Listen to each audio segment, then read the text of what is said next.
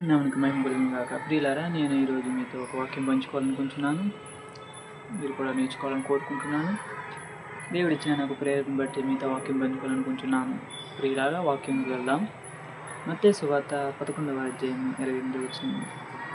ప్రయాసపడి భారం మోసుకొనుచున్న సమస్త జనులారా, నా యొద్దకు రండి, నేను మీకు విశ్రాంతినిత్తును. ప్రియులారా, మీరు విశ్రాంతి విషయంలో ఎప్పుడైనా ఆలోచించారా? విశ్రాంతి అంటే ఏమనుకున్నారు? దేవుడు మనకి ఇచ్చే విశ్రాంతి తాత్కాలికమైన, అంటే నైట్ పడుకున్న ఉదయం లేచిపోయేదాన్ని, అలసటగా ఉన్నప్పుడు రెస్ట్ తీసుకునేదా? ప్రియులారా, మీరు అర్థం చేసుకోవాలి ఏంటంటే, ప్రభువైన యేసుక్రీస్తు వారు స్వయంగా మాట్లాడుతున్న మాట. విశ్రాంతి అనగా ఈ ఆత్మీయత లెక్క వస్తుంది.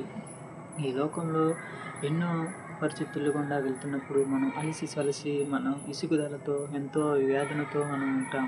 ఇదేమి జీవితం అన్నట్టు మనం ఉంటాం. కానీ ప్రభువైన యేసుక్రీస్తు వారు సెలవిస్తుంది, నువ్వు ఏ పరిస్థితిలో ఉన్నా సరే, ప్రయాసతో ఉన్నా సరే, నువ్వు నా దగ్గర రా, నేను నీకు విశ్రాంతి ఇస్తాను. అంటే ఎన్ని ఒడిదుడుకులు చూసినా మనం ఆ మరణాంతం వరకు ఆయన కోసం నమ్మకంగా జీవించినప్పుడు మనకి విశ్రాంతి కలుగుతుంది. నిజమైన విశ్రాంతి ప్రభువైన యేసుక్రీస్తు వారు మనకి ఇచ్చే విశ్రాంతి. కనుక ఎన్ని శోధనలు వచ్చినా, ఎన్ని వేదనలు వచ్చినా, ఎన్ని కష్టాలు వచ్చినా సరే, కదలేక నిలకడగా ఆయనలో ఉండడానికి మనం ప్రయత్నం చేద్దాం. ప్రియులారా, ఈ లోకం చూసి భయపడవద్దు. దేవుడు మనతో ఉన్నాడు. కనుక మీరు ధైర్యంగా ముందుకు సాగిపోండి.